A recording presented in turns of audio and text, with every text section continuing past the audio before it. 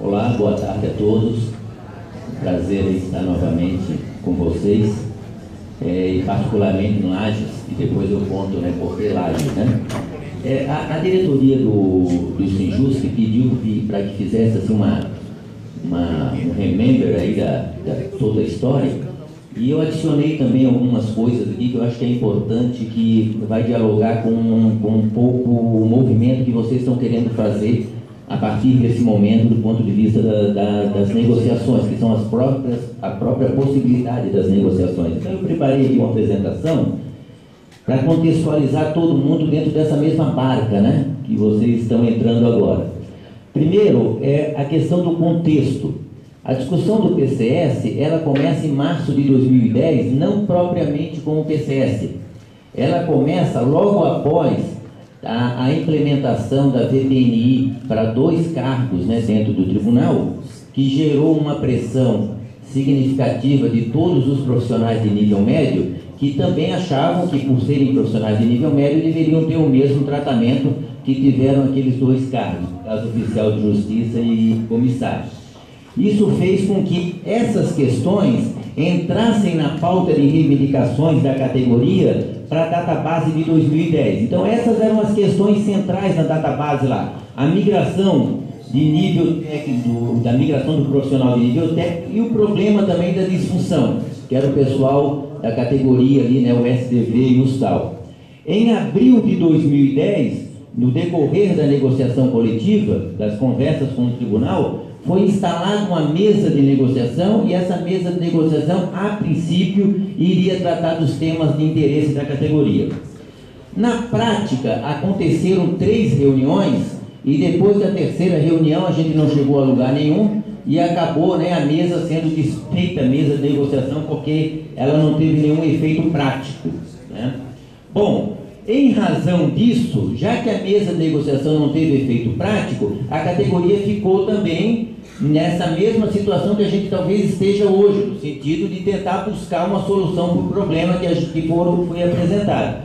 Então aconteceu também naquela oportunidade uma Assembleia Geral. Eu estou contando aqui alguns fatos que eu vivenciei. Naturalmente, deve ter acontecido mais coisas, mas que foi vivenciado pela direção do sindicato, por vocês, e não por mim, que acompanhei um pouco esse processo como assessoria. Mas teve uma Assembleia Geral da categoria que definiu por um conjunto de mobilizações. O presidente do tribunal, em razão desse conjunto de mobilização que vai de abril até julho, ele recebeu o Sinjusc numa audiência com bastante assessores, inclusive, e estabeleceu uma nova negociação conduzida diretamente por ele. Foi nessa negociação que algumas coisas aconteceram. Por exemplo, a incorporação do abono de R$100, que foi uma questão, uma herança lá do governo Luiz Henrique. O reajuste para a database 2010 foi definido, e também foi definido a correção do auxílio alimentação, que fazia um certo tempo que não tinha correção. Foi definido também, já para a database 2011, um aumento real de salário de 2%, que foi aplicado posteriormente para todo mundo, e aí a discussão do novo PCS. É importante que nessa reunião, como a gente já sabia que eles iriam propor um grupo de trabalho, nós já fizemos uma simulação na época, propondo a eles que, como demonstração para a categoria de boa vontade, pelo menos 1/3 da VPNI já fosse passada para todo mundo, porque depois, com o novo PCS, naturalmente esse valor seria absorvido. Então até isso a gente tratou naquela mesa. E eu me lembro bem que teve a manifestação de um juiz, que falou: pô, mas vocês estão colocando aqui o presidente na parede, ele já está prometendo tudo, já está dizendo tudo, e vocês não confiam nele, ainda tem que dar uma promessa, porque aí criou um clima, não sei o que, a gente acabou não tendo condições naquele momento de avançar. Fomos para o grupo de trabalho. Bom, em agosto de 2010, então, é instalado um grupo de trabalho paritário para negociação do novo PCS. Inicialmente, nas 2 primeiras reuniões, o Tribunal de Justiça já tinha uma proposta. E a proposta é mais ou menos assim, o desenho dela é mais ou menos isso aqui. Uma tabela salarial com 40 referências para os servidores de nível superior e 50 referências para os demais. O piso de R$ 1.016, a progressão salarial dos salários não seria uniforme, O enquadramento consideraria o salário atual e estaria limitado às 20 primeiras referências do novo PCS que estava sendo proposto. O adicional de qualificação até foi proposto, mas ele foi bem pouco abrangente, e a tabela salarial tinha um teto de R$ 8.100. Aí teve mais algumas outras coisas que eu não me recordo. O fato é que essa proposta inicial do tribunal foi bastante contestada na mesa de negociação e levou também um conjunto de discussão, semelhante ao que vocês devem ter feito aí nas comarcas também, com vários setores organizados, né, de categorias e segmentos dentro da categoria, para a gente começar a construir uma nova proposta. Em dezembro de 2010, o prazo de duração do grupo de trabalho ele é prolongado, né, porque as propostas até aí não tinham sido concluídas ainda. A Assembleia Geral debate a posição sobre uma série de questões, acontece uma Assembleia Geral nesse período. Entre fevereiro e abril de 2011, os trabalhos do grupo são retomados, né? Há uma nova sucessão de reuniões e depois a proposta final acaba se aproximando mais daquilo que a categoria tinha discutido ao longo do processo. Então, quais foram os avanços entre o início e o final daquela negociação? Que, de um certo modo, guarda um pouco de relação com o estágio que vocês estão aqui do novo PCS, vamos dizer assim, apesar de eu não ter feito uma análise dele propriamente. Mas vamos lá. A proposta de piso, né, de 916, na verdade, ele vai para 1.350 quase. Nós, na proposta, uniformizamos os percentuais de progressão salarial em 1,8, já que ainda hoje, né, ele é diferenciado, 1,4, 1,5, 1,6, ninguém consegue me explicar por que isso, mas, né, parece um esforço matemático para que uma categoria não entre no salário da outra. Então é mais um esforço matemático do que uma razão técnica. Então na época nós uniformizamos. Foi reduzida a carga horária para promoção por aperfeiçoamento, que variava de 120 a 180, nós uniformizamos para 80 horas, permitindo, né, o mínimo de 8 horas. O número de referências salariais a ser percorrida foi fixado em 40 para todo mundo, para todas as categorias terem a mesma dinâmica de movimentação. Além disso, em termos de enquadramento, ao invés de ficar limitado nas 20 primeiras referências, a gente fez, né, um enquadramento um por um, garantindo que as novas exigências do PCS só fossem aplicadas daquele momento para frente. Afinal de contas, todo mundo já estava no jogo, a regra não podia mudar. Foi criado o adicional de qualificação para a formação adicional do cargo, remunerando desde a formação de nível médio, porque até hoje ninguém consegue me convencer, porque só quem tem nível superior ganha gratificação, os outros que têm outras formações, se o conhecimento é importante, né, para melhorar o trabalho de todo mundo, por que só quem tem nível superior e não as outras formações também deveriam ter? E o teto da tabela salarial foi aumentado significativamente. Então esses foram os avanços durante o processo de construção do PCS. Vamos lá, aí vamos chegar um pouquinho no estágio que vocês estão aqui, tá ok? Veja, né, o presidente mencionou inclusive que durante a entrega, na manifestação do presidente do tribunal, ele falou que o PCS era também, que seria discutido nessa gestão. É importante a gente ficar atento que isso já foi dito também, tá ok? Porque numa reunião que nós fizemos quando assumiu o desembargador Cláudio Dutra, né, se não me engano, ele também nessa reunião colocou que o PCS seria irreversível, tá ok? Então o PCS estava dado, que a gente teria que discutir, mas na verdade ele já estava colocado como uma obrigação do tribunal, né? Bom, aí aconteceu no dia em setembro, né, uma reunião do Conselho de Gestão, setembro de 2011, que aprovou o PCS. E nós também participamos dessa reunião, eu participei dessa reunião na oportunidade. O relator foi o desembargador Jorge Henrique Schaeffer Martins, né? Nós conversamos bastante, inclusive, sobre esse relatório, e ele previa a implementação a partir de novembro de 2011 e estabeleceu um prazo de até 3 anos. Bom, só que o comitê, o Conselho de Gestão, encaminhou a matéria para a DGA para que essa diretoria fizesse todos os cálculos, tá certo?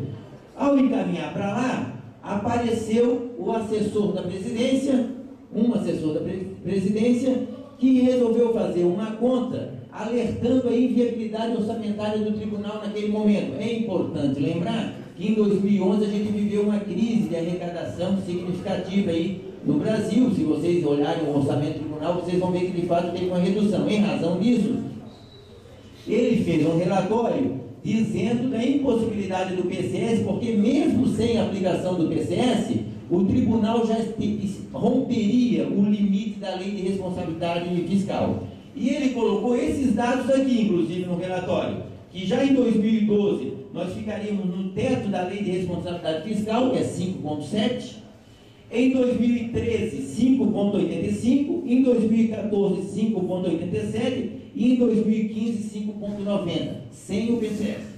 Correto? Esse foi o cálculo que ele fez. Como a realidade está aí para contestar todos os economistas, né? A realidade está aqui no lado. Na verdade, os 5,65 foi 5,26, os 5,85 foi 5,19 e os 5,87 foi 5,12. Aconteceu exatamente o inverso da previsão. Ao invés de crescer o comprometimento, teve uma redução do comprometimento. Tá certo? Isso a gente já alertava na hora, porque no próprio cálculo feito, ele exponencializou toda a redução verificada de 2011 para os anos seguintes, que era uma coisa absolutamente... imaginar que você briga com a tua mulher, com o teu marido, e a briga vai ser o resto da tua vida. Não, tem uma hora que para, né? Então é mais ou menos o comportamento da receita. Então, provavelmente, esse tipo de coisa vai aparecer de novo, tá certo? Bom, como teve esse relatório e criou uma espécie de quizumba dentro do tribunal, isso voltou para o Conselho de Gestão e o mesmo desembargador, né, o Jorge Xavier Martins, ele refez o seu relatório, mas nesse relatório ele não inviabilizou o PCS. Aí novamente conversamos com ele, mas ele, para tentar viabilizar dentro dos limites orçamentários, reduziu o adicional de qualificação para implantação, sendo que ele só seria, na totalidade, implantado no final, depois do PCS ser implantado. Ele, ao invés de começar em novembro, começaria em maio. Por que maio? Porque maio juntaria com a data base e, portanto, quando fizesse a negociação salarial, você teria a totalidade dos custos, tanto do salário quanto do PCS, para fazer a discussão. O prazo foi estendido para até 5 anos, e aí virou uma polêmica. Não, mas aí a lei... Não, se a lei não for obedecida, naturalmente ele está postergado. Ninguém, não é o tribunal que vai contrariar a própria lei.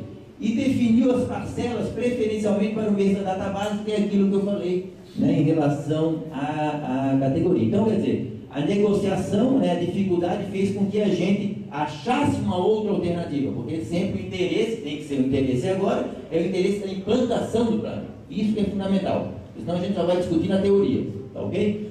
Bom, qual é a conclusão? Eu chamo de conclusão não concluída, tá certo? E aí eu digo por que essa questão de Lages é interessante, porque quando o colegiado lá, né, o pleno do tribunal rejeitou, coincidentemente o pessoal do sindicato me ligou e eu estava aqui em Lages. Eu recebi a notícia em Lages. Então, meu Deus, tomara que a partir dessa reunião a gente consiga o contrário daquela informação que eu tive, né? Mas o importante é que é o seguinte, o tribunal pleno rejeitou, mas não houve em todo o processo nenhum questionamento técnico sobre a proposta. A proposta não foi, olha, nós estamos rejeitando porque a proposta não serve, porque a proposta é ruim, a proposta não atende. Não, você não encontra isso no relatório em lugar nenhum. Lá numa palavra daquele assessor está dizendo, olha, ele não atendeu todas as demandas. Bom, mas se já era caro não atendendo todas, então se fosse atender todas, não ia fazer nunca o plano, tá certo? Mas então não teve nenhum questionamento técnico. O desafio continua, que é a implantação do novo plano, né? Capaz de responder às limitações do PCS atual. O nosso PCS, o PCS vigente no tribunal, é muito antigo. Eu acho que se descesse aqui um extraterrestre, nós pedíssemos para ele para fazer um PCS muito ruim, ele não conseguiria fazer igual o nosso, tá certo? Não conseguiria, porque a nossa estrutura é muito antiga, não cabe mais dentro das estruturas atuais. Há uma separação de cargos que não existe na vida real, vocês devem perceber isso. Vocês trabalham num lado de colega fazendo a mesma coisa, ganhando salário diferente, não está mais vinculado à realidade, tá certo? Então é necessário um PCS, tá ok? Implantar é mais difícil do que implementar. Portanto, é importante não se perder as oportunidades de implantação, porque às vezes a gente fica olhando muito para a particularidade. Ah, mas vai implantar agora, mas vai implantar sem custo nenhum, então não quero, então não, cara, vamos separar o momento. Um momento é a implantação. A implantação é fundamental porque requer um trâmite legal necessário para transformar isso no plano. Não é simplesmente o tribunal dizer, tem assembleia, tem uma série de outras coisas. Depois da implementação, ela vai passar a compor a pauta da categoria. Vocês não podem ter a ilusão que nós vamos conseguir implantar este ou aquele lá do passado e imediatamente não tem essa condição, nem essa condição orçamentária tem. Então a gente tem que pegar, colocar, a gente garantir a implantação e a implementação colocar como ponto de pauta de modo permanente, como seria, né, na outra questão anterior, e como foi também aquela correção da tabela salarial lá em 2005, né? Por isso que eu digo, é um processo não concluído. Bom, agora vamos ver assim, ó, que situação que a gente tem hoje para fazer essa conversa do ponto de vista orçamentário, né? Eu separei alguns dados para vocês aqui. O orçamento de 2014 previa um repasse para o tribunal, aqui é só da conta que na verdade é a conta que paga salários, né? 1.125.000.000. O que é que aconteceu? Aconteceu um repasse de 1.169. Então, no ano passado, a gente teve um superávit de 43 milhões. É importante que já na previsão, a gente já tinha um crescimento de 12%. Além de ele ter sido realizado, ainda nós temos um superávit. Tá certo? Então, veja, se nós tivéssemos conseguido implantar naquele período, lá de 2011, hoje a gente não teria dificuldade para continuar, né?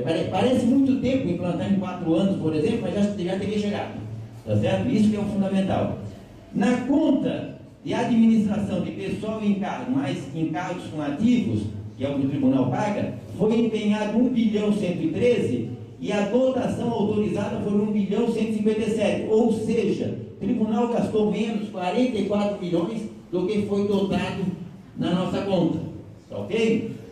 Em relação à lei de responsabilidade fiscal, o limite da lei de responsabilidade fiscal era 1 bilhão e 16. Aí vocês vão ter que falar, mas foi gasto 1 bilhão, cento e pouco, porque o limite é que esse. Porque tem algumas contas das despesas do pessoal que são extraídas. Alguns gastos com os aposentados são extraídos porque vai para o tesouro, pagamento de precatório vai para o tesouro, então você tem uma despesa líquida. Então,